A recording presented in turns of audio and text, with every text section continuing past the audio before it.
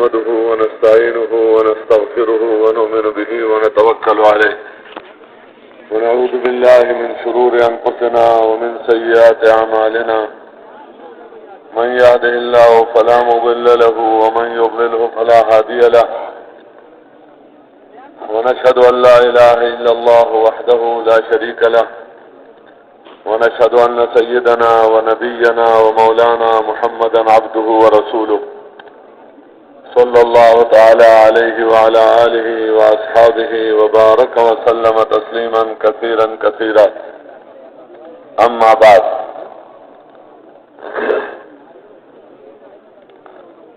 میرے محترم دوستوں بزرگوں اور بھائیوں، اللہ تعالیٰ کی نعمتوں میں سے بڑی نعمت اسلام کی نعمت ہے۔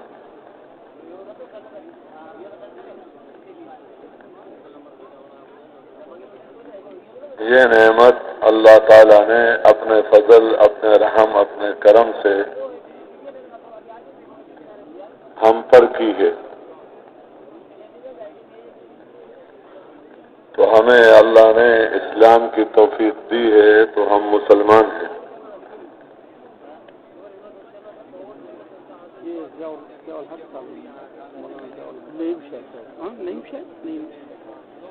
اب جو بھی نعمت اللہ کی طرف سے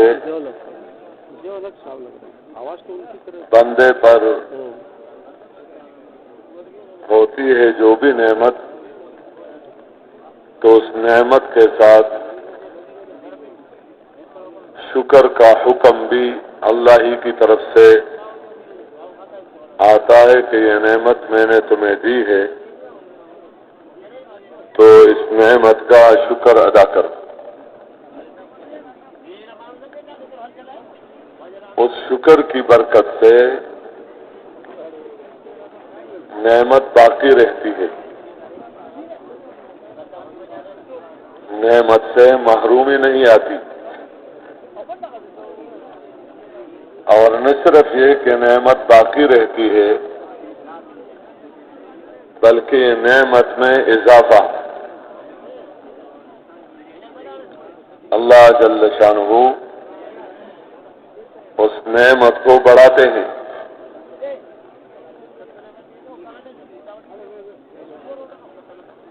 لئن شکرتم لأزیدنکم، اگر تم احسان مانو گے تو میں اور بڑھاتا رہوں گا۔ یہ احسان ہے۔ ایک موقع پر کچھ لوگ آ گئے حضور پاک صلی اللہ علیہ وسلم کی خدمت میں، اور انہوں نے اپنا مسلمان ہونا ظاہر کر دیا،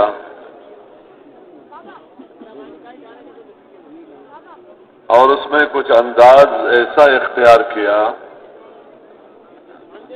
کہ ہم بغیر کسی لڑائی، بغیر کسی قتال کے ہم نے اسلام قبول کر لیا، ہم مسلمان ہیں۔ اللہ جل شانہ نے آیتیں اتاری،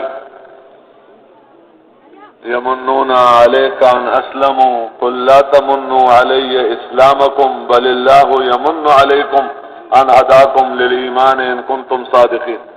کچھ روشنی نظر آ رہی ہے، یہ مصنوعی روشنی بند کر لے، جو ہے یہ کافی ہے۔ یمنون علیک ان اسلموا قل لا تمنوا علی اسلامکم بل اللہ یمن علیکم ان ہداکم للایمان ان کنتم صادقین، کہ یہ آپ پر احسان جتاتے ہیں، ہم مسلمان ہو گئے ہیں، تو ان سے کہہ دیجئے کہ میرے پر احسان مت جتانا، لا تمنوا علی اسلامکم بل اللہ یمن علیکم ان ہداکم للایمان، بلکہ یہ تو اللہ ہی احسان جتاتا ہے تم پر کہ اللہ نے تمہیں اس کی توفیق دی، ایمان کی توفیق اللہ نے دی، اللہ نے وہ راستہ تمہیں بتلایا۔ اگر تم اپنے بات میں سچے ہو اور واقعی ایسے ہی ہے جیسے تم کہہ رہے ہو تو یہ احسان ہے۔ اس لیے نعمتوں میں سے بہت بڑی نعمت اسلام کی نعمت ہے، ایمان کی نعمت ہے، ہدایت کی نعمت ہے۔ اس کو نعمت کا اتمام بتایا، الیوم اکملت لکم دینکم واتممت علیکم نعمتی ورضیت لکم الاسلام دینا، کہ کمال دین کامل، نعمتوں کا اتمام، اور یہ دینی زندگی، یہ اسلامی زندگی ہم نے تمہارے لیے پسند کیا۔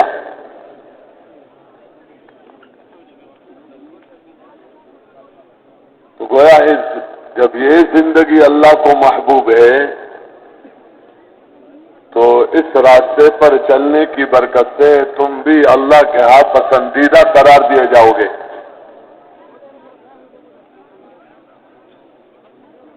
تو یہ نعمت اللہ نے ہمیں دی ہے کہ ہمیں اسلام کی نعمت سے نوازے۔ اب اس نعمت کا حق یہ ہے اور شکر یہ ہے کہ بندہ اس دین کو سیکھے۔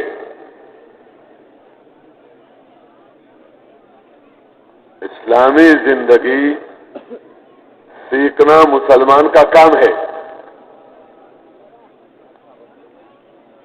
اور یہ اس نعمت کا حق ہے کہ جب اللہ نے اپنے فضل سے اسلام کی دولت سے نوازا تو اسلامی زندگی سیکھنا یہ تمہارا کام ہے۔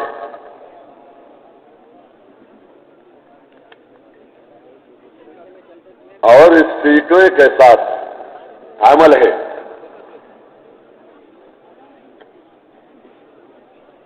کہ اس کو سیکھنا اور اس کے مطابق زندگی گزارنا، کہ سر سے لے کر پیر تک ہر حال میں بندہ اسلام کے مطابق، دین کے مطابق زندگی گزارے موت تک۔ وَلَا تَمُوتُنَّ إِلَّا وَأَنْتُمْ مُسْلِمُونَ، تمہیں مرنا ہے تو اسلام کی حالت میں موت آئے۔ اس لیے جنازے کی دعا میں بھی ہے اللہم من احییتہ منا فاحیہ علی الاسلام، کہ جو زندہ رہے تو وہ اسلام کے ساتھ رہے۔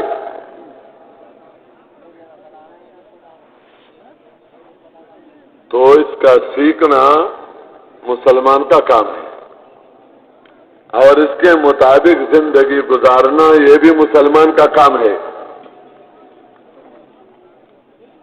اور شکر میں یہ بھی ہے کہ اس زندگی کو عام کرنا، اپنی جان، اپنا مال، جو بھی نعمتیں اللہ نے دی ہے اس کے علاوہ، تو ان نعمتوں کو خرچ کر کے اس اسلام کو عام کرنا۔ کہاں تک عام کرنا؟ یعنی چونکہ ہر ایک انسان اس کا مکلف ہے کہ وہ اسلام قبول کر کے زندگی گزارے۔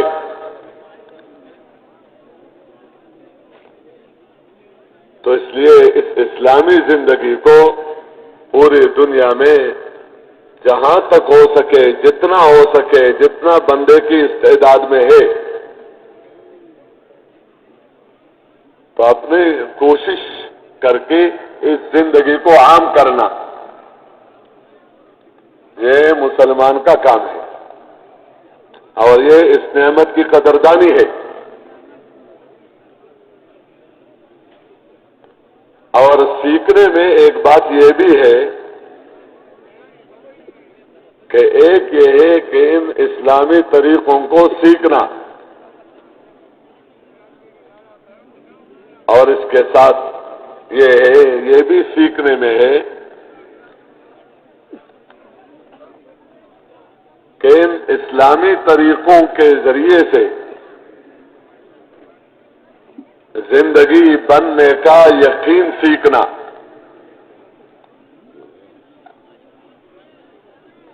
کہ میری زندگی اسی سے بنتی ہے۔ یہ ذریعہ ہے اسلام پر استقامت کا، ہر حکم کے ساتھ استقامت کا حکم ہے۔ فاستقم کما امرت ومن تاب معک،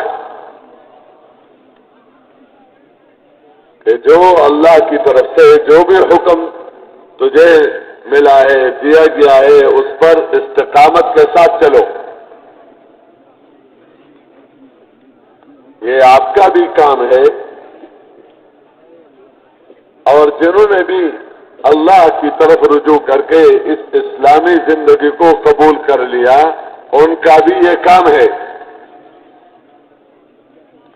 کہ اس اسلامی زندگی پر بندہ استقامت کے ساتھ رہے۔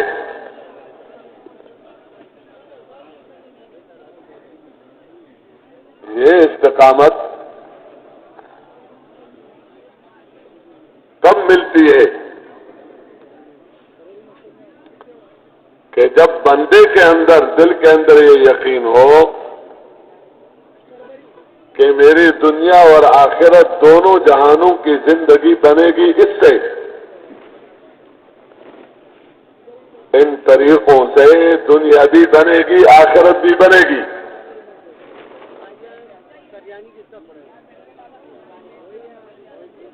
جیسے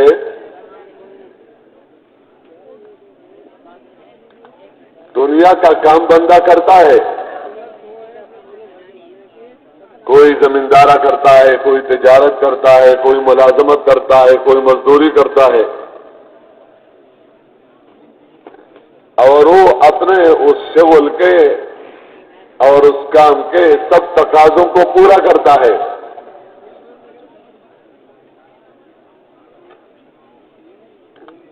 تو اس کو جو اس کام پر استقامت ہے، تو اس کی ایک وجہ یہ ہے کہ اس کے اندر کی بات یہ ہے کہ میری ضرورتوں کے پورا کرنے کا یہ ذریعہ ہے۔ مجھے جوتا چاہیے، مجھے ٹوپی چاہیے، مجھے کپڑا چاہیے، مجھے مکان چاہیے، مجھے سواری چاہیے، مجھے جو کچھ بھی چاہیے، تو میری ضرورتوں کے پورا کرنے کا یہ سامان ہے۔ اس کو یہ یقین ہوتا ہے، اس لیے گرمی میں بھی اپنے کام پر ہے، گرمی رکاوٹ نہیں بنتی، سردی رکاوٹ نہیں بنتی، چیزوں کا کم ہونا رکاوٹ نہیں بنتا۔ کیوں؟ کہتا ہے یہ میرا کام ہے۔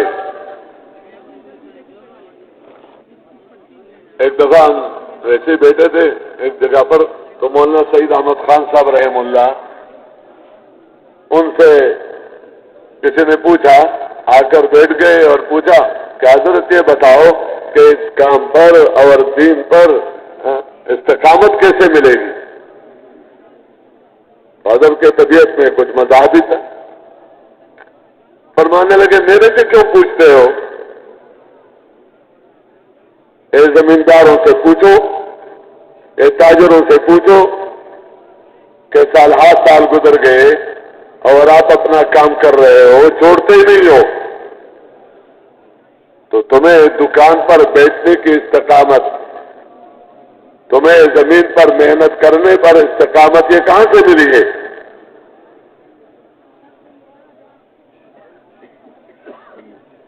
کیوں؟ وہاں اس کا یقین ہے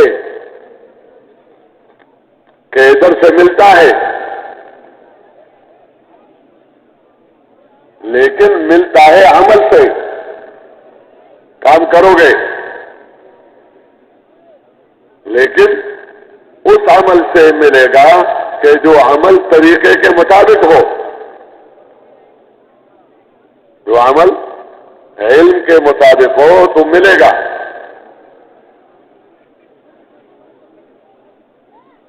تو اس طرح بندے کے اندر یہ بات ہو کہ اس زندگی کا سیکھنا یہ مسلمان کا کام ہے، اور اس کے مطابق زندگی گزارنا یہ مسلمان کا کام ہے، اور اس کو پوری دنیا میں عام کرنے کے لیے کوشش کرنا یہ بھی مسلمان کا کام ہے۔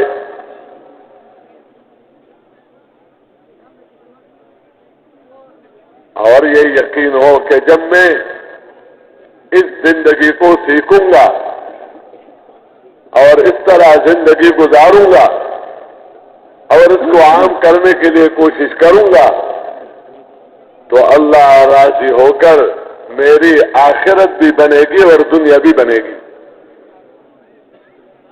ان دونوں جہانوں میں زندگی بننے کا سامان یہی دین ہے۔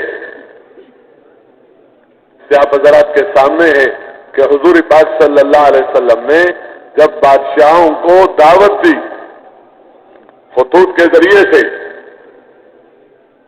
قاصد بھیجا خط دے کر، اس میں مختصر الفاظ یہ تھے اسلم تسلم، کہ اسلام قبول کر لو تو سلامتی پاؤ گے۔ تو سلامتی اسلام میں ہے، سلامتی دین میں ہے،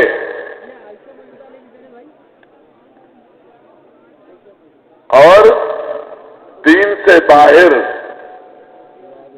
جہاں بھی جو کچھ بھی نظر آ رہا ہے تو دھوکہ ہے، وہ دھوکہ ہے، باہر کچھ بھی نہیں ہے، اندر ہی سب کچھ ہے۔ اس لیے کہتے ہیں اندر آؤ، اندر آؤ پورا ادخلوا فی السلم کافہ، کہ پورے اسلام کے اندر آؤ، کہ عقائد بھی مسلمانوں والا، عبادات بھی، معاملات بھی، معاشرت بھی، اخلاق بھی، قضا بھی، یعنی اس دین اسلام کا جو بھی شعبہ ہے تو اس کے اندر آؤ پورا، ادھورا نہیں کہ عبادات ہے تو معاملات ٹھیک نہیں، معاملات ہے تو عبادات نہیں، عبادات اور معاملات دونوں ہے، اخلاق نہیں، تو ایسی بات نہیں۔ ادخلوا فی السلم کافہ، یا یہ ہے کہ سر سے لے کر پیر تک اسلام میں داخل ہو جاؤ، کہ تمہارا فکر بھی اسلامی ہو، تمہارا فکر اور تمہارے دل کا عقیدہ، دل کا یقین بھی اسلامی ہو۔ اسلام تو دل بھی، دماغ بھی، سب کچھ اسلامی ہو۔ دوبارہ میں عرض کر رہا تھا کہ یہ اللہ تعالیٰ کی نعمتیں ہیں کہ اسلام کی دولت سے نوازا، تو ہمارے ذمہ ہے کہ اس زندگی کو سیکھنا، اور سیکھنے کے ساتھ اس کے مطابق زندگی گزارنا، اور اس کے ساتھ اس اسلامی زندگی کو دنیا میں عام کرنا، دنیا میں عام کرنا، تاکہ معاشرہ بنے، تاکہ معاشرہ بنے. یعنی اپنی ذات کے ساتھ اور اپنے آپ کو درست رکھنے کے ساتھ معاشرے کو درست کرنے کے لیے کوشش کرو. یہ اسلام کا تقاضا ہے مسلمان سے. وجاہدوا فی اللہ حق جہادہ، کہ اپنے کو درست رکھنے کے لیے اور معاشرے کو درست رکھنے کے لیے محنت کرو، کوشش کرو. کتنے کوشش؟ حق کا جہاد ہے، جو اس کا حق ہے، جتنا چاہیے. یعنی اپنے کو درست رکھنے کے لیے، معاشرے کو درست رکھنے کے لیے محنت کے ساتھ جوڑا. جیسے عام طور پر مال کی محنت سے بندہ مالدار بنتا ہے، زمینوں کی محنت سے بندہ زمیندار بنتا ہے، دکانوں کی محنت سے بندہ دکاندار بنتا ہے.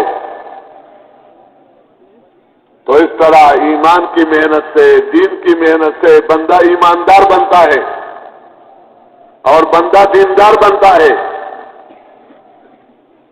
مال کی محنت کے بغیر مالدار بننا، زمینوں پر محنت کے بغیر زمیندار بننا، دکانوں پر محنت کے بغیر دکاندار اور تاجر بننا، یہ سمجھ میں نہیں آتا. اس طرح یہ بات بھی سمجھ میں نہ آئے کہ دین کی محنت کے بغیر دیندار بننا. اس لیے بتائے کہ محنت کرو. کس کام کے لیے؟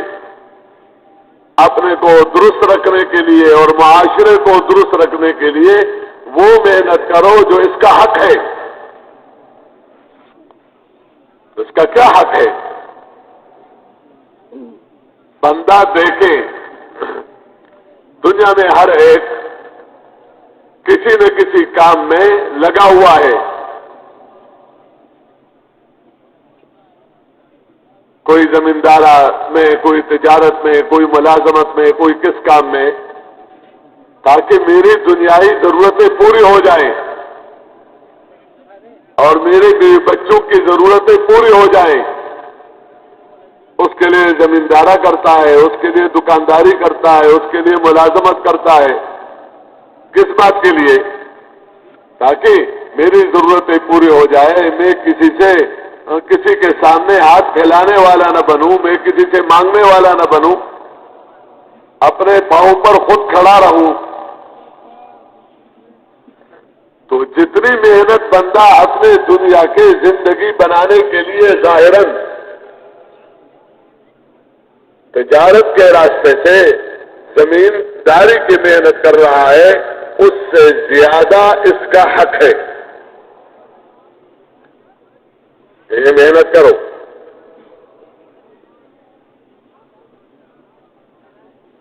اور اس امت اس بات کے لیے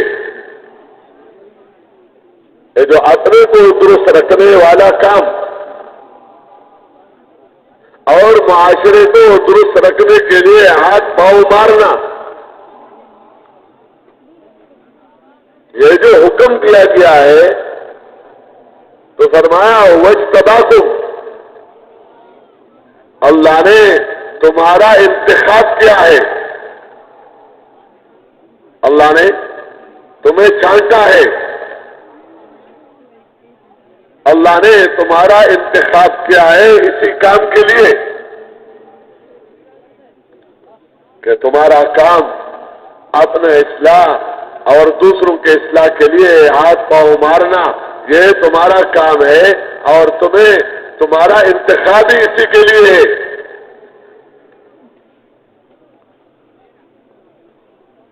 اور اس اپنے بننے کا تعلق دین کے ساتھ ہے، جسے میں نے پہلے عرض کیا. تو اس زندگی کو مشکل مت سمجھو کہ یہ کوئی بڑا مشکل کام ہے. دیکھو سیکھے بغیر تو سائیکل چلانا بھی مشکل، گاڑی چلانا مشکل، لیکن جب بندہ سیکھ لیتا ہے تو ہوائی جہاز بھی چلا سکتا ہے. راستے ہیں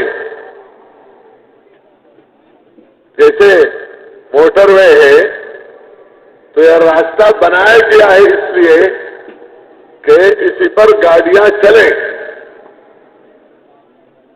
لیکن یہ آسان کس کے لیے؟ جو چلانا سیکھ لے. جو سیکھے بغیر چلاتا ہے تو اس کو ایک طرف کیا جاتا ہے. کیوں؟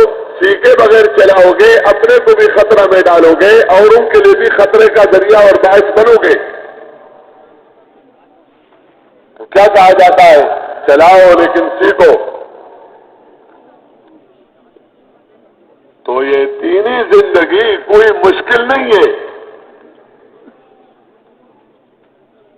آنکھ سے دیکھنا کیا مشکل کام ہے؟ آنکھ تو ہے اس لیے کہ بندہ اس کے ذریعے سے دیکھے. کان سے سننا کوئی مشکل کام ہے؟ زبان سے بات کرنا کوئی مشکل کام ہے؟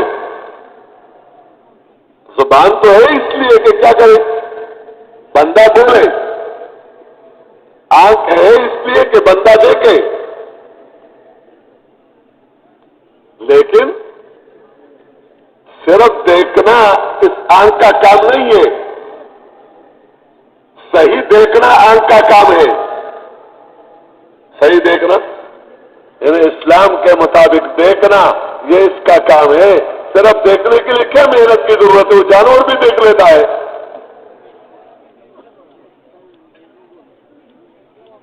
صحیح سننا کام ہے کان کا.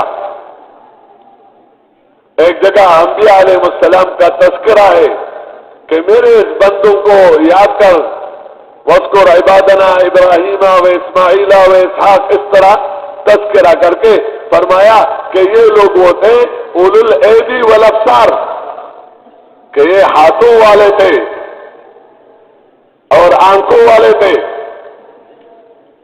تو دو ہاتھ تو سب کے تھے اور دو آنکھیں اللہ نے سب کو دی ہے. تو یہ انبیاء علیہ السلام ہاتھوں والے تھے اور یہ انبیاء علیہ السلام آنکھوں والے تھے. تو یہ ہاتھوں والا آنکھوں والا کیا مطلب؟ کہ ان کے آنکھوں نے وہ دیکھا جس کے دیکھنے کا حکم ہے، صحیح دیکھنا. ان کے ہاتھوں نے وہ کیا جس کا حکم ہے. فرمایا کہ دین میں کوئی مشقت نہیں ہے. وَمَا جَعَلَ عَلَيْكُمْ فِي الدِّينِ مِنْ حَرَجٍ. دیکھو کوئی مشکل کام کوئی جو بندہ نہ کر سکے اور بندے کو حکم دیا جائے کہ تو نے کرنا ہی ہے. میں ویسے مثال کے طور پر عرض کرتا ہوں، ایک بندے کے پاس اتنا مال نہیں ہے کہ جس پر زکوٰۃ فرض ہو، تو فقیر کو زکوٰۃ کا حکم دیا گیا ہے کہ جہاں سے بھی ہو جمع کر کے تجھے دینا ہی ہے. ایسا تو نہیں ہے. پہلے مال دیا جاتا ہے پھر حکم آتا ہے استطاعت کا کہ جب مال تجھے اتنا ملا تو اب اس کے ساتھ زکوٰۃ کا حکم آ گیا. حج کا حکم ہے تو جب تمہارے اندر استطاعت ہے جس میں جانی بھی ہے اور مالی بھی ہے تو اب حکم آ گیا حج کا. اگر استطاعت نہیں ہے تو کیا حکم ہے؟ بندہ کھڑے ہو کر نماز نہیں پڑھ سکتا تو کھڑے ہو کر نماز پڑھنے کا حکم ہے، لیکن نماز پڑھنے کا حکم ہے، کہتے بیٹھ کر پڑھو۔ تو بیٹھ کر پڑھنا تمہارے لیے آسان ہے، پڑھ سکتے ہو، بیٹھ کر پڑھو۔ بیٹھ کر نہیں پڑھ سکتے ہو تو لیٹ کر پڑھو، اشارے سے پڑھو۔ دین کا کوئی کام ایسا نہیں ہے کہ بندہ نہیں کر سکتا اور کہتے جیسے بھی تجھے کرنا ہی ہے۔ ایک بندہ خود ہی اپنے ناسمجھی کی وجہ سے اور دین کے سمجھ نہ ہونے کی وجہ سے اپنے ذمہ کوئی چیز لے لیتا ہے تو وہ اس کی اپنی نادانی ہے۔ اس لیے بتایا کہ دیکھو یہ دونوں کام تمہارے، اور اس کے لیے محنت کرنا تمہارا کام ہے، اور اس میں کوئی مشکل نہیں ہے۔ اور پھر فرمایا کہ یار یہ تو تمہارے باپ دادا کا کام ہے، کیونکہ اول مخاطب عرب تھے اور وہ اپنے آپ کو ابراہیم علیہ السلام کی طرف منسوب کرتے تھے، اور تھے بھی ابراہیم علیہ السلام ہی کے نسب میں، اسماعیل علیہ السلام ہی کے اس میں حضور پاک صلی اللہ علیہ وسلم کو اللہ نے مبعوث کیا۔ فرمائے ملت ابیکم ابراہیم، یہ تو تمہارے باپ کا کام ہے، تمہارے دادا کا کام ہے، تو تمہارا اپنا ہی کام ہے۔ اور یہ اسلامی زندگی عمومی طور پر پہلے امتوں میں بھی جو مانتا تھا گویا وہ ایک قسم کے مسلمان تھا، لیکن یہ لقب تمہارا ہے، ان کا نہیں ہے۔ پہلے امتوں کو امت مسلمہ نہیں کہا جاتا، یہ اللہ نے تمہارے پر فضل کیا اور اللہ نے تمہیں یہ خطاب دیا کہ اللہ نے تمہارا نام رکھا مسلمان، یا ابراہیم علیہ السلام نے تمہارا نام ہی رکھا مسلمان، وہ سماکم المسلمین،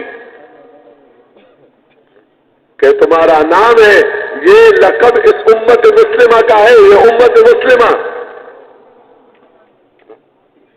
اور اس نام کا تذکرہ پہلے کتابوں میں بھی اور اس قرآن پاک میں بھی، پہلے کتابوں میں اس امت مسلمہ کا تذکرہ ہے،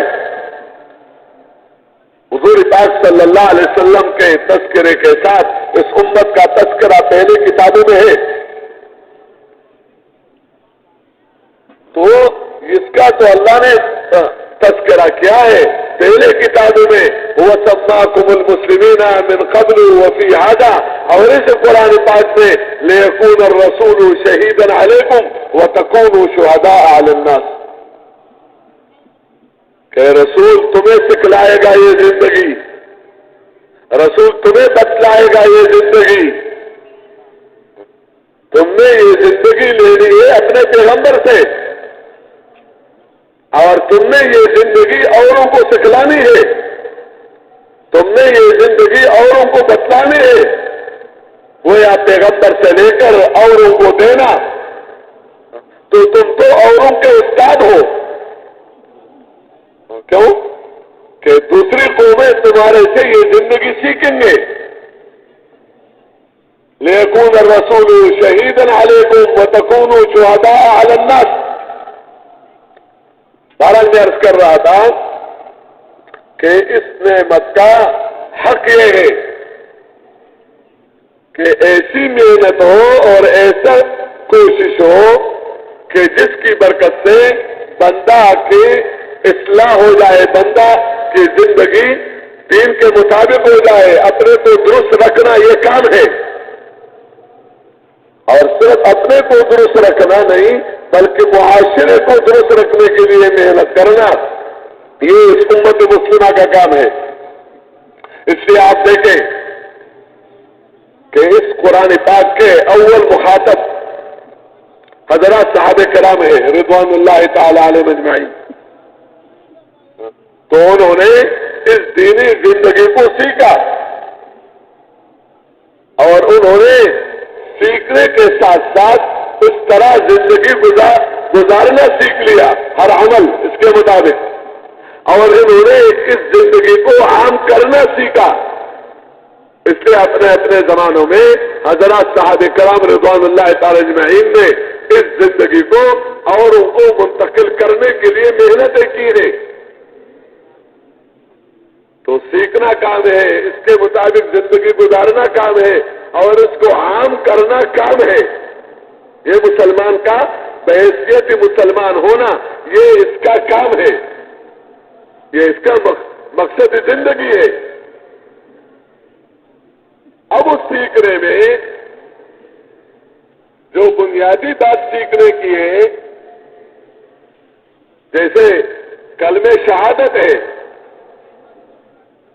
اور نماز ہے، روزہ ہے، زکوٰۃ ہے، حج ہے، اس لیے ان پانچوں کو ارکان اسلام کہا جاتا ہے کہ اسلام کے ارکان کلمہ شہادت، نماز، روزہ، زکوٰۃ، حج، اور انہیں نماز اور روزہ اور زکوٰۃ اور حج کو عبادات کے ساتھ بھی موسوم کیا جاتا ہے کہ یہ عبادات ہے۔ روزہ عبادت ہے، نماز عبادت ہے، زکوٰۃ عبادت ہے، حج عبادت ہے، اور بندے کو اللہ نے بنایا ہے عبادت کے لیے، اپنی بندگی کے لیے، اور یہ دین میں بنیاد ہے۔ تو یہ تو پانچوں چیزیں ارکان ہیں۔ اب سیکھنے میں جو پہلی بنیادی چیز ہے وہ اس بات کی گواہی ہے کہ اشہد ان لا الہ الا اللہ وان محمد رسول اللہ، اس کا تعلق دل کے ساتھ ہے، اور گواہی اور اس شہادت کے اظہار کا تعلق زبان کے ساتھ ہے۔ اس لیے جہاں ایمان کا تذکرہ ہے، ایمان مفصل کا، ایمان مجمل کا، تو مجمل میں یہ ہے کہ آمنت باللہ کما ہوا باسمائہ و صفاتہ، اور پھر اس کے ساتھ ہے وقبلت جمیع احکامہ، اور اس کے ساتھ بتایا اقرار باللسان و تصدیق بالقلب، کہ دل تصدیق کی جگہ ہے اور زبان اقرار کی جگہ ہے۔ تو زبان سے اس کا اقرار کرنا اور دل سے اس کی تصدیق کرنا۔ اس لیے حضور پاک صلی اللہ علیہ وسلم نے جب لوگوں کو بلایا اس اسلام کی طرف، تو اس کلمے کی طرف بلایا، اس شہادتین کی طرف بلایا کہ شہادت اللہ الہ الا اللہ وان محمدً عبدہ ورسولہ، کہ اس کی گواہی دو۔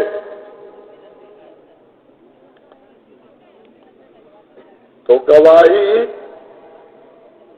بندہ دیتا ہے کسی معاملے میں، تو وہ بندہ گواہی دے سکتا ہے جس سے اپنے آنکھوں سے دیکھا ہو، وہی بات اسی مجلس میں ان کی بات سنی ہو۔ مثال کے طور پر کسی معاملے میں کسی کو گواہ بنا دیا جائے، وہ کیا کہتا ہے کہ میرے موجودگی میں اس سے یہ معاملہ کیا ہے، میں موجود تھا، میں دیکھ رہا تھا، اپنے آنکھوں سے دیکھ رہا تھا کہ اس سے یہ کام کیا ہے۔ یہ شہادت ہے، گواہ ہے، اس مجلس میں میں موجود تھا، میری موجودگی میں یہ بات ہوئی ہے، میری موجودگی میں یہ کام ہوا ہے۔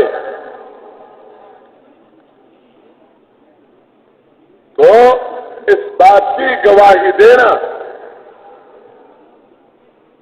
کہ بندہ اندر سے اس بات کا نور دل کے اندر آ جائے کہ کہ گویا اپنے آنکھوں سے دیکھ رہا ہے کہ کرنے والی ذات اللہ تعالی کی ہے، کہ اللہ جل شانہ پیدا کرنے والا ہے، اس کی گواہی دے رہا ہے، اندر سے پالنے والا ہے، اس کی گواہی دے رہا ہے، مالک ہے، اس کی گواہی دے رہا ہے، متصرف ہے، اس کی گواہی دے رہا ہے، عزت معز ہے، عزت دینے والا اللہ ہے،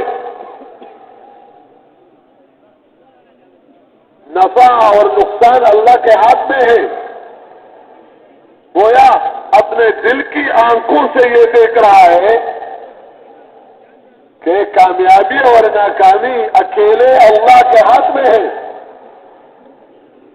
اللہ کے ہاتھ میں ہے، اور اللہ کے ساتھ کامیابی دینے میں، ناکامی سے بچانے میں، عزت دینے میں، ذلت سے بچانے میں، امن دینے میں، بے امنی سے بچانے میں، ملک دینے میں، ملک لینے میں، عزت دینے میں، ذلیل کرنے میں اللہ کے ساتھ کوئی بھی شریک نہیں ہے، اکیلے ہیں۔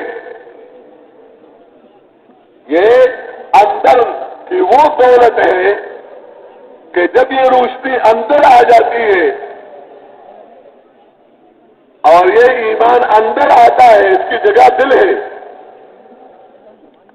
تو اس کو اللہ کے علاوہ نہ کوئی پیدا کرنے والا، نہ کوئی پالنے والا، نہ کوئی مالک، نہ کوئی تصرف کرنے والا، نہ کوئی دینے اور لینے والا، نہ کوئی اوپر اور نیچے کرنے والا، نہ کوئی آگے رکھنے والا، پیچھے رکھنے والا، کوئی بھی نظر نہیں آتا سوائے اللہ کے۔ یہ بات اندر آ جاتی ہے کہ اللہ جل شانہ اپنی قدرت سے بغیر کسی سبب کے عزت دینے پر قادر، اپنی قدرت سے حفاظت کرنے پر قادر، اپنی قدرت سے کام بنانے پر قادر، یہ اللہ جل شانہ سب کچھ کر سکتا ہے، تو کرنے والی ذات اللہ تعالی کی ہے۔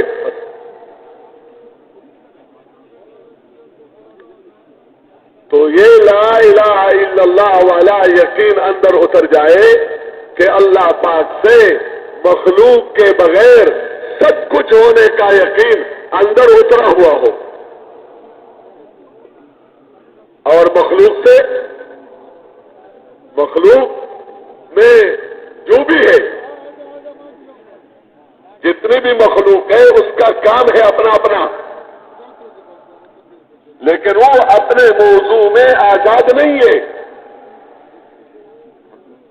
بلکہ مخلوق سے وہ حال یا وہ چیز وجود میں تب آئے گی جب اللہ چاہے گا۔ فرعون نے چاہا کہ موسیٰ علیہ السلام پیدا نہ ہو، ابراہیم علیہ السلام نے چاہا، نمرود نے چاہا کہ ابراہیم علیہ السلام پیدا نہ ہو، اور اللہ نے چاہ لیا کہ پیدا ہو، تو وہ نہیں ہوا۔ جو فرعون نے چاہا وہ نہیں ہوا، جو نمرود نے چاہا وہ ہوا جو اللہ نے چاہا۔ اس طرح ہر حال میں بس یہ اندر بات اتر جائے کہ مخلوق کے راستے سے زندگی جو بنتی ہے تب بنے گی جب اللہ چاہے گا، تو مخلوق سے اللہ کے ارادے کے بغیر کچھ بھی نہ ہونے کا یقین دل کے اندر اتر جائے، اسی کا نام شہادت ہے کہ وہ اپنے آنکھوں سے دیکھ رہا ہے کہ کرنے والی ذات اللہ تعالی کی ہے۔ اگر اس کے مقابلے میں کوئی اپنے آنکھوں سے دیکھ کر کوئی بات کہہ رہا ہے کہ اللہ کے سوا کسی سے کچھ ہوتا ہے، اور وہ بتاتا ہے دیکھو اس سے یہ ہو رہا ہے، اس سے یہ ہو رہا ہے، تو کہا جائے گا کہ اس سے یہ جو ہو رہا ہے یہ اللہ کے چاہنے سے ہو رہا ہے، اللہ نہیں چاہے گا تو نہیں ہوگا۔ اور اگر بالفرض کسی کو نظر آ رہا ہے اللہ کے علاوہ غیر سے، تو اس کو ہم کہیں گے کہ یہ اندھی آنکھیں ہیں، ان آنکھوں نے اپنا کام پورا نہیں کیا۔ اگر کوئی یہ سن رہا ہے کہ اللہ کے علاوہ کسی اور کے ارادے سے زندگیاں بنتی ہیں، تو اس نے قرآن نہیں سنا، تو اس کی تکذیب کی جائے گی۔ کوئی کہتا ہے ہمارا تجربہ ہے، تو اس تجربے کو جھٹلایا جائے گا اگر یہ تجربہ ایمان کے مقابلے میں ہے۔ اس لیے کفار کے بارے میں بتایا لہم قلوب لا یفقہون بہا ولہم اعین لا یبصرون بہا ولہم آذان لا یسمعون بہا اولئک کالانعام بل هم اضل اولئک هم الغافلون، کہ دل ہے لیکن دل اپنا کام نہیں کرتا، دل کے اندر تفکر نہیں ہے، سمجھ اور بوجھ نہیں ہے، دل کے اندر عقل نہیں ہے، آنکھیں ہیں لیکن ان آیات تکوینیہ کو دیکھ کر نتیجے تک نہیں پہنچتے، کہ آنکھیں ہیں لیکن دیکھتے نہیں، حالانکہ دیکھتے ہیں، زمینیں نظر آتی ہے، آسمان نظر آتا ہے، زمین کے اندر چیزیں نظر آتی ہے، اس سے فائدہ اٹھاتا ہے، اپنے اپنے مختلف تجربوں اور مختلف اسکیموں کے ذریعے سے انہی سے فائدہ اٹھاتے ہیں۔ تو زمین کو پہچانا اور زمین کے اندر منافع کو پہچانا اور لوہے کو پہچانا اور لوہے کے اندر منافع کو پہچانا اور سونے اور چاندی کو پہچانا، لیکن اس سونے اور چاندی کے پیدا کرنے والا اور اس زمین کے پیدا کرنے والا اور ان آسمانوں کے پیدا کرنے والے کو نہیں پہچانا، حالانکہ ہر چیز بندے کو اللہ تک پہنچا دیتی ہے، ہر چیز، کہ چیز کہاں تھی، تو اس کے علاوہ کیا جواب ہو سکتا ہے کہ یہ کہیں بھی نہیں تھی پہلے، تو کہاں سے وجود میں آئی؟ اللہ نے چاہ لیا تو یہ زمین وجود میں آ گئی، اللہ نے چاہ لیا تو یہ آسمان وجود میں آ گیا، اللہ نے چاہ لیا تو یہ چیزیں وجود میں آ گئی۔ وَإِن مِّن شَيْءٍ إِلَّا لَهُ آيَةٌ تَدُلُّ عَلَىٰ أَنَّهُ وَاحِدٌ، ہر چیز وہ بندے کو اللہ کی طرف پہنچا دیتی ہے، بشرطے کہ ان آیات تکوینیہ کو صحیح نظر سے دیکھا جائے۔ اسے جو دیکھتے ہیں اس قوم کو اور اللہ کو نہیں پہچانتے، یا جو کانوں سے باتیں سنتے ہیں، فلاں نے یوں کیا، اس نے یوں کیا، اس نے یوں کہا، اس نے یوں کر لیا، اس سے یوں ہوا، اس سے یوں ہوا، لیکن ان کانوں سے قرآن آیات تنزیلیہ کو، جو قرآن اللہ نے اتارا ہے، اس کو نہیں سنتا، حالانکہ اللہ نے ایک کان دیے ہیں قرآن سننے کے لیے، کہ اللہ کا کلام سنو اور اس کو سمجھو۔ وَلَهُمْ آذَانٌ لَا يَسْمَعُونَ بِهَا أُولَٰئِكَ كَالْأَنْعَامِ بَلْ هُمْ أَضَلُّ، یہ تو جانوروں کی طرح ہے، صرف دیکھنا اور اپنے غرض کی چیز کو دیکھنا، جانوروں کو کیا پتا ہے؟ اس کو تو چارہ چاہیے، اس کو تو گوشت چاہیے، جس کا غذا گوشت ہے، اس کو تو جو چاہیے وہی چاہیے، بس وہ مل گیا، کام بن گیا۔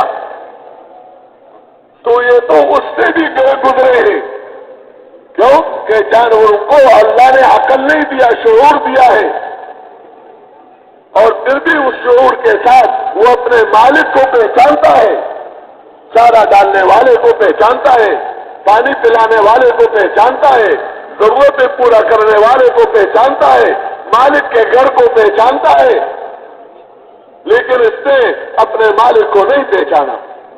تو جانوروں سے بدتر ہے. اولئک کالانعام بل هم اضل.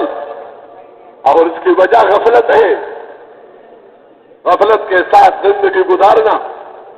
دوبارہ میں عرض کر رہا تھا کہ اس بات کو دل کے اندر اتارنا کہ اس راستے سے جو اسباب کا راستہ ہے اس سے وہ ہوگا جو اللہ چاہے گا. تو مخلوق سے اللہ کے ارادے کے بغیر نہ وجود ہے، نہ پلنا ہے، نہ تربیت ہے، نہ بقا ہے، نہ ختم ہونا ہے، کچھ بھی نہیں ہے. بلکہ اللہ کے ارادے کے بغیر اس سے کچھ بھی نہ ہونے کا یقین اس طرح اندر ہو کہ بندہ اس کی گواہی دے سب چیزوں کے مقابلے میں. اگر اس کے مقابلے میں آنکھ کچھ کہتی ہے تو یہ بندہ کہہ سکے کہ یہ آنکھ اندھی ہے. اگر اس کے مقابلے میں کان کچھ سن رہا ہے تو سمجھے کہ یہ بہرا ہے، سننے کی بات کو سنتا نہیں، دیکھنے کی چیز کو دیکھتا نہیں.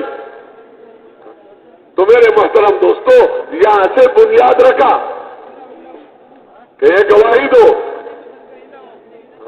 کہ دل کے اندر دیکھو ایک روشنی وہ ہے جو آنکھوں کے اندر ہے، اور ایک روشنی وہ ہے جو سورج کے اندر ہے. سورج کے اندر روشنی پیدا کرنے والا اللہ ہے، اور آنکھوں کے اندر روشنی پیدا کرنے والا اللہ ہے. سورج کی روشنی کی برکت سے بندے کو نظر آنے لگتا ہے کہ یہ دوست ہے، یہ دشمن ہے، یہ سانپ ہے، یہ رسی ہے، یہ سونا ہے، یہ پتھر ہے. یہ نظر آتا ہے سورج کی روشنی سے. اندھیرے میں سانپ اور رسی کا پتہ نہیں چلتا، اندھیرے میں رات میں سونے اور پتھر کا پتہ نہیں چلتا، رات میں دوست اور دشمن کا پتہ نہیں چلتا. لیکن جب سورج طلوع ہو جائے تو سورج کی روشنی میں یہ نفع والی چیزیں نظر آنے لگتی ہیں، نقصان والی چیزیں نظر آنے لگتی ہے. لیکن صرف سورج کی روشنی کافی نہیں، اس سے وہ بندہ فائدہ اٹھا سکتا ہے جس کے آنکھوں کے اندر روشنی ہو. جیسے آنکھوں کے اندر کیا ہو؟ روشنی ہو. تو جب آنکھوں کے اندر روشنی ہے، بینا ہے، اور سورج کی روشنی بھی ہے تو اس سورج کی روشنی میں یہ تیز چلتا ہے، نفع والی چیزوں کی طرف ہاتھ بڑھاتا ہے، نقصان والی چیزوں سے اپنے آپ کو بچاتا ہے. صرف آنکھوں کے اندر روشنی ہے، سورج کی روشنی نہیں. صرف سورج کی روشنی ہے، آنکھوں کے اندر روشنی نہیں، تو زندگی گزارنا مشکل ہو جاتا ہے. لیکن جہاں تک سورج کی روشنی کا تعلق ہے وہ تو سب کے لیے برابر ہے، وہ تو سب کے لیے برابر ہے. لیکن جو آنکھوں کی روشنی ہے وہ سب کی برابر نہیں ہے. نظروں میں فرق ہوتا ہے، کسی کا نظر کمزور ہے اور کسی کا نظر تیز ہے. کوئی کسی کو سوئی بھی نظر آتی ہے اور کسی کو گدا بھی نظر نہیں آتا. کسی کو دور بھی چیز پڑی ہوئی نظر آ رہی ہے اور کسی کو اپنے قریب بندہ بیٹھا ہوا نظر نہیں آتا. یہ جو نظر نہیں آتا یہ سورج کی روشنی کی وجہ سے نہیں، بلکہ سورج کی روشنی میں جس طرح اس کو سوئی نظر آتی ہے اس کی برکت سے، سورج کی برکت سے، تو اس کو جو نظر نہیں آتا یہ اس کے اندر کے روشنی کی کمزوری ہے. اس لیے اندر کی روشنی میں اضافہ اور کمی ہے، سورج کی روشنی میں کوئی اضافہ اور کمی نہیں، وہ برابر ہے. لیکن آنکھوں کی روشنی میں کہا جاتا ہے کہ یہ چشمہ لگانا پڑتا ہے. تو کہا جاتا ہے یہ 1 نمبر چشمہ، یہ 2 نمبر چشمہ، یہ 3 نمبر چشمہ، تاکہ اس سورج کی روشنی سے جو نظر آئے اس کے لیے اس کو مفید ہو جائے. جس طرح یہ دونوں روشنیاں ہیں اس طرح اللہ کا کلام ہے. اللہ نے کتاب اتارا اور اللہ کا کتاب روشن ہے. وہ بتاتا ہے یہ عمل برا ہے، یہ عمل اچھا ہے، یہ دین ہے، یہ بھی دینی ہے، اس سے دنیا آخرت بنے گی، اس سے دنیا اور آخرت اس پہ نقصان ہوگا، اس پہ دنیا بگڑے گی. یہ سب قرآن پاک میں بتایا ہے. سچ میں نجات بتلایا، جھوٹ میں ہلاکت بتلا دیا، امانت اور خیانت بتلا دیا، ظلم اور عدل بتلا دیا کہ ظلم کا نقصان کیا ہے، عدل کے منافع کیا ہے. تو یہ سب چیزیں قرآن پاک میں اللہ نے بتایا ہے. لیکن اس روشنی سے وہ بندہ نفع لے گا کہ جس کے دل کے اندر روشنی ہو. اسی دل کے روشنی کا نام ایمان ہے، اسی دل کے روشنی کا نام ایمان ہے. جب دل کے اندر بھی روشنی ہے اور باہر بھی موجود ہے تو یہ بندہ اسی قرآن اور حدیث کے روشنی میں اپنے پوری زندگی گزارتا ہے بغیر کسی مشقت کے اور بغیر کسی مشکل کے. جیسے سر کے آنکھوں سے دیکھ رہا ہے کہ اس میں نفع ہے، اس میں نقصان ہے، تو نقصان دینے والی چیز سے اپنے آپ کو بچاتا ہے اور نفع دینے والی چیز کی طرف آگے بڑھتا ہے. یہ ایمان کی برکت سے، اس شہادتین کی برکت سے. لیکن اس روشنی میں کمی اور بیشی ہوتی ہے، یا ذوق اور قوت کہ اگر یہ اندر روشنی کمزور ہے تو اس کو قرآن کے روشنی سے اس کو پتہ چلے گا کہ سچائی میں نجات ہے اور جھوٹ میں ہلاکت ہے. لیکن اس کو نظر نہیں آئے گا، اس کو نظر آئے گا جھوٹ میں زندگی کا بننا اور سچ بولنے میں نقصان اس کو نظر آئے گا. یعنی جہاں نجات ہے وہاں نجات نظر نہیں آتا، وہاں ہلاکت نظر آ رہی ہے، اور جہاں ہلاکت ہے وہاں نجات نظر آ رہی ہے. تو یہ کیا وجہ ہے؟ وجہ ہے کہ دل نے اپنا کام کرنا چھوڑ دیا. صرف معلومات کافی نہیں ہے، معلومات کے بنیاد پر بندہ زندگی نہیں گزار سکتا کہ مجھے پتا ہے، مجھے کیا ہے، مجھے معلوم ہے. کیونکہ دین جو ہمارا ہے یہ فطری دین ہے. اس میں دیکھو بہت ساری چیزیں ایسی ہیں کہ ہر ایک کو فطری طور پر معلوم ہے.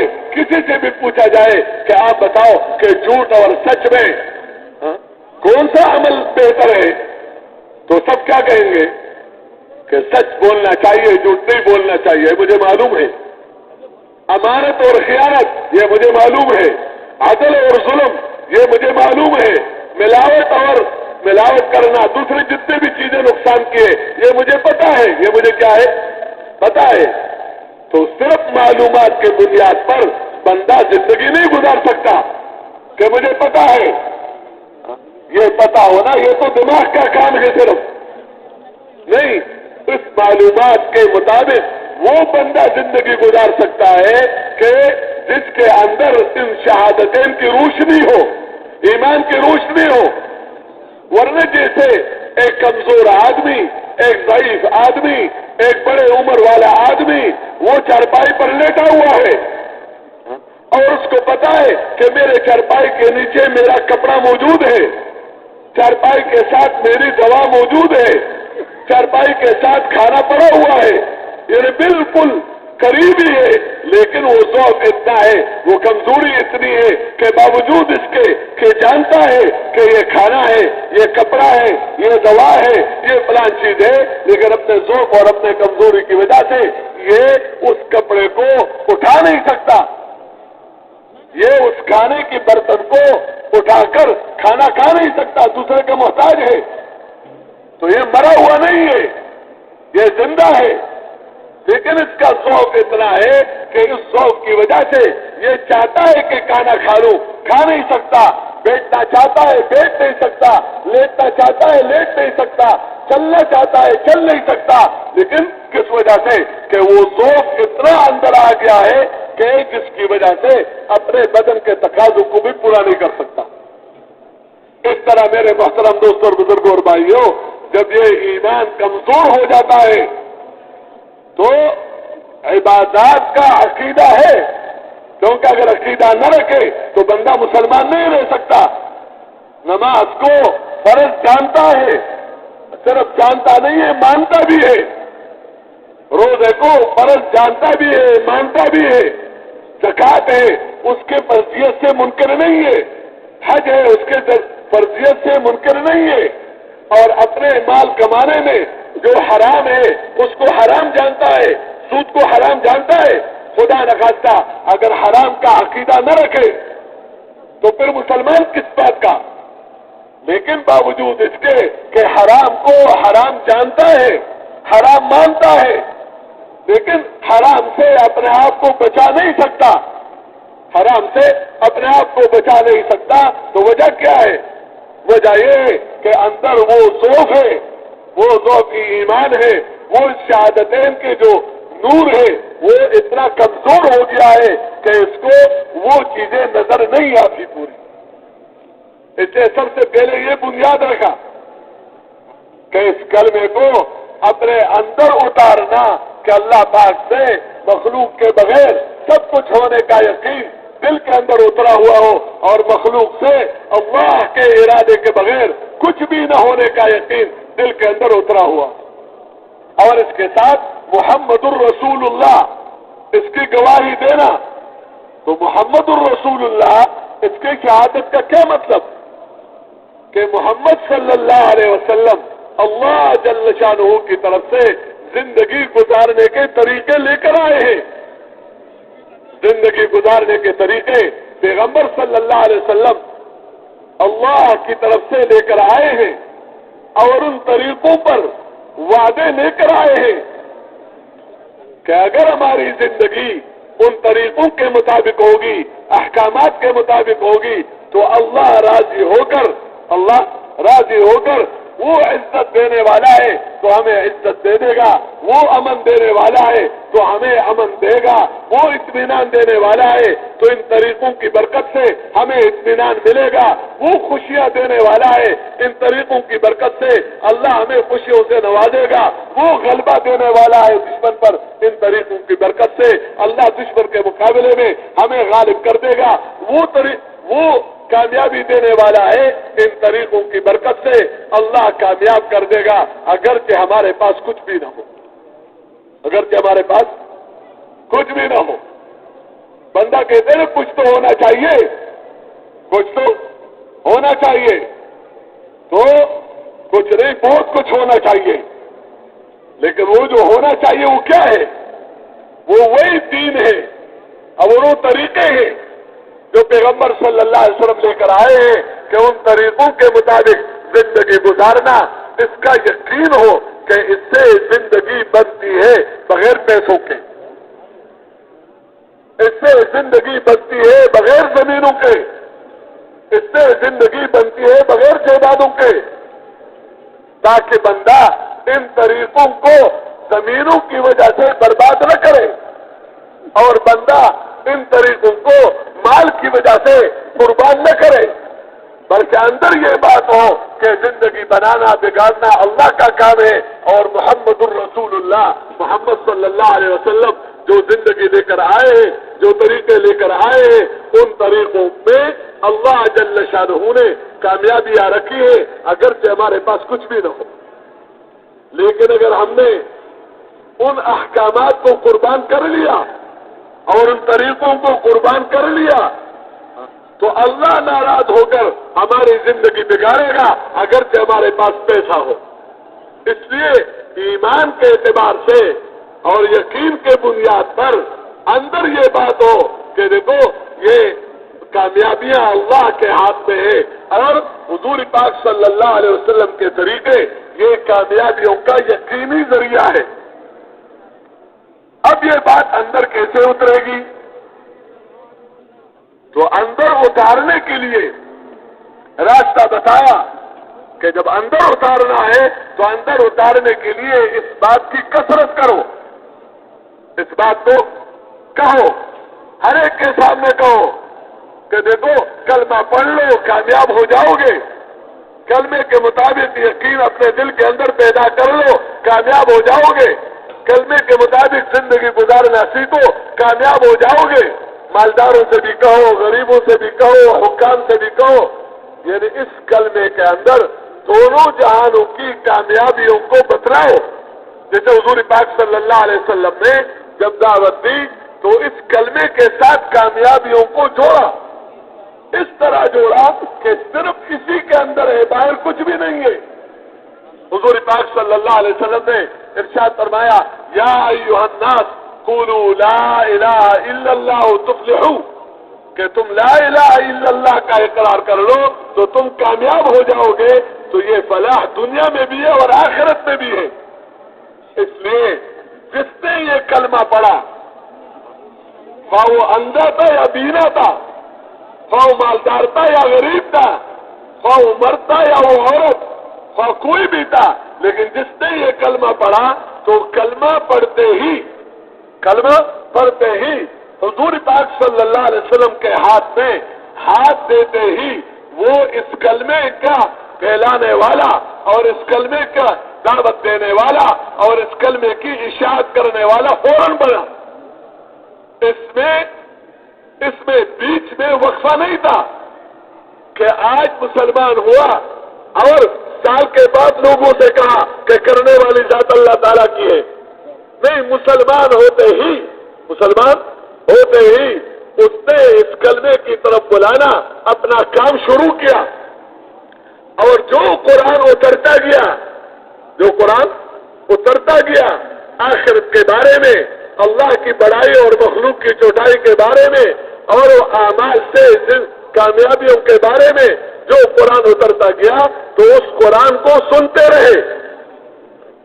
تو اپنے زبان سے کہنا اور اپنے کانوں سے سننا، اور قرآن کو اس طرح سنتے تھے کہ اس میں تدبر کرتے تھے، اس میں فکر کرتے تھے، اس میں سوچتے تھے، تو اپنے فکر کو بھی اسی میں استعمال کیا، اور جس چیز کو دیکھا ان نظروں سے دیکھا کہ کسی چیز کو دیکھا تو اس چیز کا پیدا کرنے والا اللہ ہے، اس سے وہ ہوگا جو اللہ چاہے گا، وہ نہیں ہوگا جو یہ بندہ چاہے گا۔ کسی کے ہاتھ میں مثلا تلوار ہے، کسی کے ہاتھ میں اسلحہ ہے اور بندہ دیکھ رہا ہے، تو اندر یہ یقین ہو کہ اس اسلحہ سے وہ نہیں ہوگا جو یہ چاہے گا، اس سے وہ ہوگا جو اللہ چاہے گا، اس مال سے وہ نہیں ہوگا جو یہ چاہے گا، اس ملک سے وہ نہیں ہوگا جو یہ چاہے گا، اس ملک سے وہ ہوگا جو اللہ چاہے گا۔ آپ حضرات نے سنا ہے اس بات کو، یعنی کہ ایک سفر میں حضور پاک صلی اللہ علیہ وسلم حضرات صحابہ کرام کے ساتھ واپسی میں ایک جگہ پر پڑاؤ ڈالا، تو گرمی کا زمانہ، دھوپ، تو صحابہ کرام نے اپنے لیے سایہ دار درختیں تلاش کی، تو جہاں بھی سایہ ملا تو وہاں پر جا کر وہ لیٹ گئے، لیکن ایک سایہ دار درخت تھا وہ حضور پاک صلی اللہ علیہ وسلم کے لیے چھوڑ دیا کہ یہاں حضور صلی اللہ علیہ وسلم آرام فرمائیں گے، کیونکہ یہ درخت سایہ دار ہے، یہاں سایہ ہے۔ حضور پاک صلی اللہ علیہ وسلم نے اپنے تلوار کو ٹہنی کے ساتھ، درخت کے ٹہنی کے ساتھ لٹکا دیا اور سو گئے۔ ایک مشرک نے دیکھا کہ حضور صلی اللہ علیہ وسلم آرام فرما رہے ہیں، انہوں نے کہا یہ موقع بہت اچھا ہے، یہ موقع، کیونکہ صحابہ دور تھے، حضور پاک صلی اللہ علیہ وسلم اس درخت کے نیچے آرام فرما رہے تھے، اس جو ہتھیار تھا، جو تلوار، تو تلوار کو وہاں سے لے کر حضور پاک صلی اللہ علیہ وسلم کو اٹھایا اور اس نے کہا من یمنعک منی، کہ یہ بتاؤ کہ تجھے کون بچا سکتا ہے میرے سے، کیوں تلوار میرے ہاتھ میں ہے، جو میں چاہوں گا وہی ہوگا اس تلوار سے، تو اب تجھے بچانے والا کون ہے؟ تو حضور پاک صلی اللہ علیہ وسلم نے ارشاد فرمایا اللہ اللہ اللہ 3 دفعہ، اور یہ فرماتے ہی سقط السیف من یدہ، اس مشرک کے ہاتھ سے وہ تلوار نیچے گر گیا، روب پڑ گیا، روب میں تو ہاتھ بھی ہلتے ہیں، بندہ قابو میں بھی نہیں رکھ سکتا ہے اپنے اسلحہ کو. تو پھر حضور صلی اللہ علیہ وسلم نے اپنے ہاتھ مبارک میں تلوار لے لیا، اور جو اس نے پوچھا تھا وہ حضور صلی اللہ علیہ وسلم نے پوچھا کہ اب بتاؤ میں اپنا حکم منی، کہ اب تجھے کون بچا دے گا، تجھے کون؟ اب دیکھو اس نے تو دیکھا کہ جب میں نے پوچھا اس نے کہا اللہ، تو جب یہ کہہ رہا ہے میں بھی کہوں گا اللہ، تو اس کے ہاتھ سے تلوار گر جائے گی. لیکن یہ کہنا آسان کام ہے، کہنا آسان، کہنا تو تب ہوتا ہے جب اندر ہو. جب کیا ہو؟ جب اندر ہو، اندر کی دولتوں سے بندہ چلتا ہے. تو اس نے کہا کن خیر آخذ، کہ اس تلوار کو یعنی بہتر انسان جو ہوتا ہے جس کے ہاتھ میں تلوار ہوتی ہے اسی طرح اس کو آپ پکڑ لیں. تو جو خیر والا آدمی ہوتا ہے وہ کسی کو کچھ کہتا نہیں، گویا اس نے اس بات کی طرف اشارہ کر دیا کہ مجھے معاف کر دو، تم خیر آخذ. آپ دیکھیں حضور صلی اللہ علیہ وسلم کے شفقت کو، حضور صلی اللہ علیہ وسلم کے دل کے اندر خیر خواہی کو، حضور صلی اللہ علیہ وسلم کا دوسروں کے لیے ہدایت چاہنے کو، کہ ایک آدمی رنگوں ہاتھ پکڑا گیا، قتل کرنا چاہتا تھا، ہاتھ میں تلوار ہے، لیکن حضور پاک صلی اللہ علیہ وسلم نے اس کے جہنم سے بچنے کے لیے اور جنت میں جانے کے لیے جو نظام ہے اس کو ان کے سامنے رکھا اور فرمایا تشہد ان لا الہ الا اللہ وان محمدا عبدہ ورسولہ، کہ اس بات کی گواہی کہ اللہ کے سوا کوئی عبادت اور بندگی کا لائق نہیں اور محمد اللہ کے رسول ہے صلی اللہ علیہ وسلم. اچھا وہ لوگ بھی عجیب تھے، پکے تھے، انہوں نے کہا یہ تو میں نہیں کر سکتا، یعنی اس ڈر کی وجہ سے یا اس کے نہیں، یہ میں نہیں کر سکتا. حضور پاک صلی اللہ علیہ وسلم نے ان کو معاف کر دیا. ان کو یہ اخلاق ہے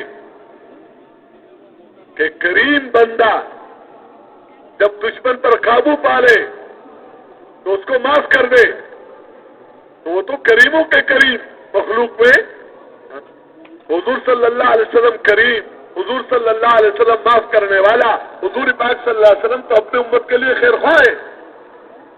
لیکن اس نے ایک بات کی کہ کلمہ تو نہیں پڑھتا لیکن ایک عہد آپ سے ہے میرا، ایک وعدہ، اور وہ کیا ہے کہ تیرے سامنے کبھی نہیں آؤں گا مقابلے میں، اور میں اس قوم کا ساتھ دوں گا جو تیرے ساتھ لڑے گی، اس کا ساتھ بھی نہیں دوں گا، بس یہ میرا وعدہ ہے.